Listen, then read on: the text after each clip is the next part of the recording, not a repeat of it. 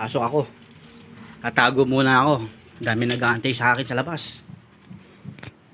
Dami. Tago muna tayo sa kwarto. Ay, mga bata. Hinahanap ako. Di ko alam kung bakit.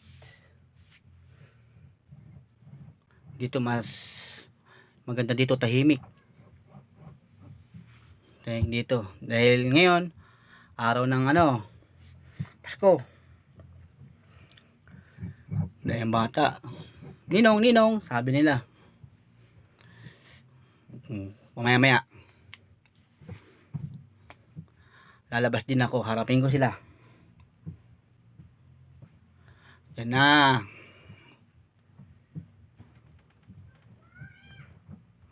Yun. Nagtatawag. May tumatawag na.